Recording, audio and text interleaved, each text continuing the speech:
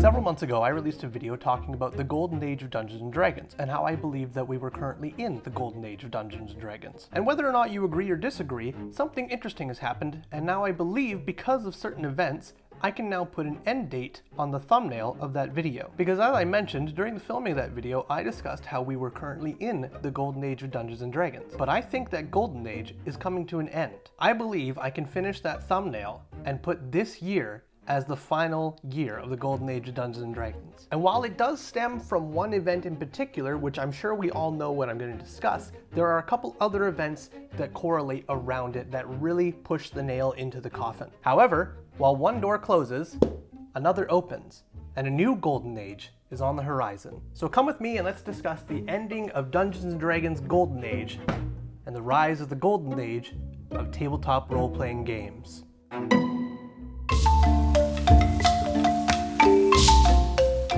See, several months ago, back when Wizards of the Coast was actually somewhat well beloved by everybody, they decided to update the OGL, which is the open game license, which I talked about in a video up here. But this controversy has led to some really interesting things happening in the TTRPG space. For example, how many Kickstarters have you seen in recent times, this week, this day even, that have been fully funded in less than a day? Kickstarters for not just TTRPGs, but just regular board games as well. How much support did Kobold Press get for their currently now named Tales of the Valiant, which was used to be called Black Flag? How many people switched over to playing Pathfinder? How many people now reached out and are trying the 2D20 system, or even Call of Cthulhu? The answer is not small. The answer is quite extraordinarily large. Because until recently, people knew there were other game systems to try, but they just didn't really want to do so. But now with what's happened to Wizards of the Coast and Dungeons & Dragons and what they are currently still doing to Dungeons & Dragons,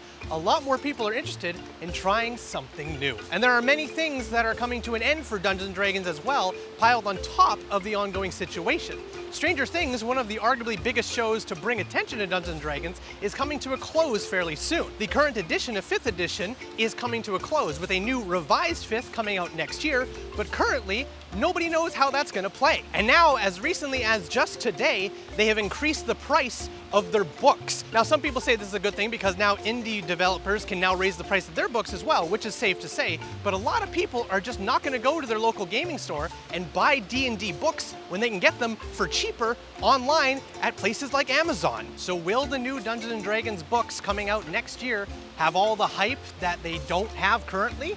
Honestly, I don't know. I think Wizards has done irreversible damage to the brand name, and a lot of people are switching. And I don't think a lot of those people are gonna come back, even if the books are good, because the company's reputation has become that bad. But as with all things, time will tell. Now hold on a moment. What about Critical Role? Which is an excellent question, thank you for bringing it up. Yes, let's talk about Critical Role. Because not only has Critical Role done a lot of free promotion for Dungeons & Dragons, but they've also done paid promotion for not just Dungeons & Dragons, but many indie development companies as well. And ever since the start of Campaign 1's live streams, they have played 5th edition Dungeons & Dragons all the way up until the present day on their 3rd campaign. But Critical Role does not only do Dungeons & Dragons content, they have dabbled in many different game systems and many different one-shots and shorter campaign narratives that are not based in the Dungeons & Dragons 5th edition system. One need only look at things like their Call of Cthulhu one-shot, their 4 mini episodes of Undeadwood, and even as recently as their brand new game system, Illuminated Worlds, running Candela Obscura, which, by the way, the first episode of Candela Obscura absolutely triumphed over their average views for their current campaign of Dungeons & Dragons. They also just announced that they have a brand new homemade game system called Daggerheart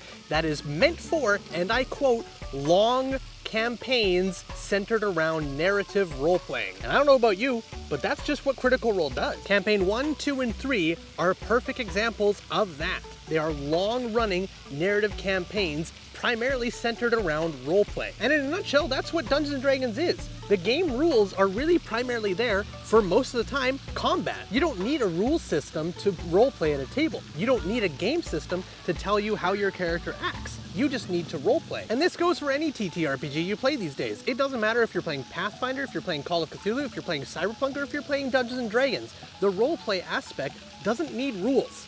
The gameplay, where you're actually in combat, does. And if there's one thing Critical Role as a company does far more than any other company in this industry, it's they avoid controversy like the plague. The company tries to be the most accepting company on the planet, and they thrive in doing so. They do lots of charitable work, they release merchandise supporting several different organizations, and they do a fantastic job at that. And even when the OGL controversy was at its finest and the hatred was at the top of its peak, Critical Role did release a statement, but it wasn't really that big of a statement. Many, including myself, argued that the statement didn't really read like anything, most likely because of contracts that had been signed between the two companies, and they couldn't say anything more than what they did. But if you think Critical Role didn't take notice of that, you'd be wrong. Absolutely they did.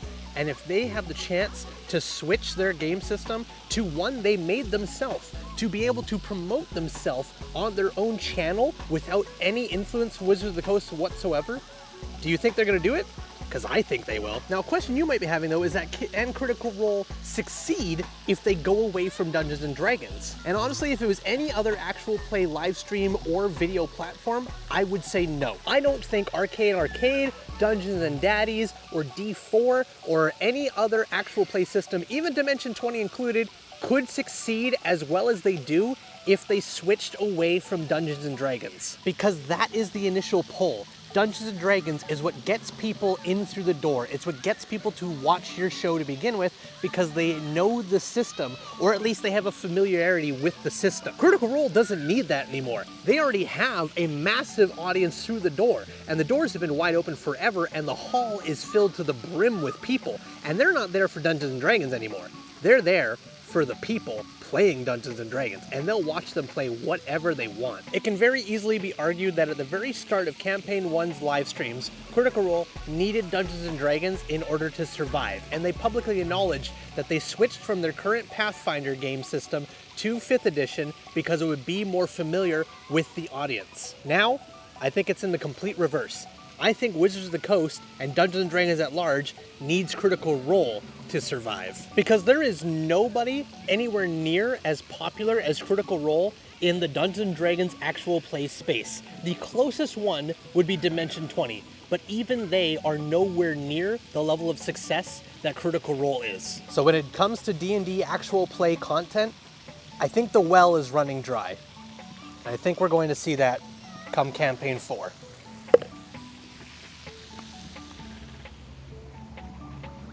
But now you're probably wondering, if the age of Dungeons & Dragons is coming to a close, should we even bother to continue playing Dungeons & Dragons? And honestly, that's a good question, but here's another way to look at it.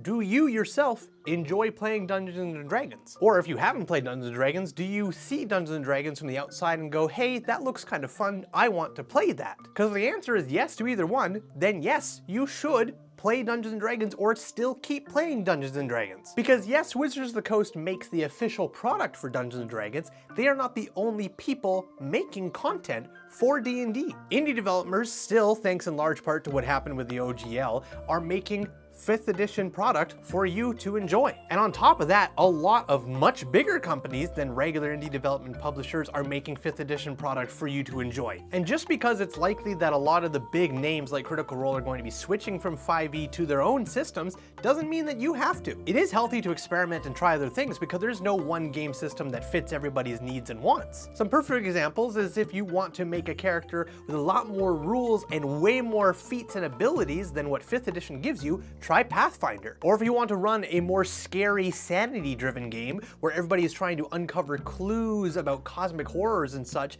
yeah, you could do that with 5th edition, but I'd argue Call of Cthulhu is set up way better for that. And if you want to play a tabletop role-playing game that sets itself in space and has a more sci-fi vibe, yeah, you could play 5th edition Spelljammer, but you also could play Shadowrun. And now that 5th edition is coming to a close and Revised 5th is around the corner, I can guarantee you Revised 5th will not be anywhere near as popular as current 5th edition was at its peak. And that is in no small part to all the different controversies we've had with Wizards and no doubt the OGL, but also because a lot more indie developers are making their own game systems. Heck, even Vagabond just got 100% funded on Kickstarter as well, and that's made by one of our own content creators for Dungeons & Dragons. My final point is this. If you enjoy Dungeons & Dragons, then you should play Dungeons & Dragons. But if you want to explore other options, now and the foreseeable future is going to be absolutely fraught to the brim full of brand new,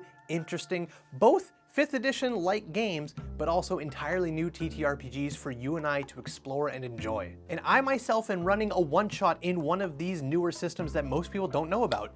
Dune, Adventures in the Imperium, uses the 2D20 system, and I'm going to be running a one-shot for it on a charity stream at the beginning of June. A link to the event and everything you want to know is in the description if you feel like checking it out, but the final point I want to make is that, yes, 5th edition is coming to a close, and revised 5th is still going to be similar to what we currently have, but it will be different, and hopefully for the better. And yes, Wizards of the Coast has some problems. You and I know that, but the game is enjoyable for most people, and if you enjoy it, keep playing it. There's no problem with that. Because even if it's no longer in its prime, and even if this year does mark the end of the golden age of D&D, it does not mark the end of D&D. And honestly, there's nothing wrong with playing something that's past its prime. It's still just as enjoyable today as it was back then.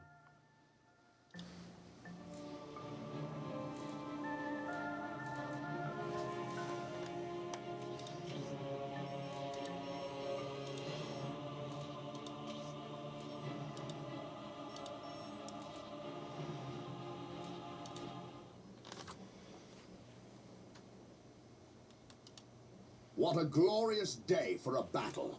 As the stronghold, our frontline battle headquarters is currently being assembled. We should proceed with caution until it is finished.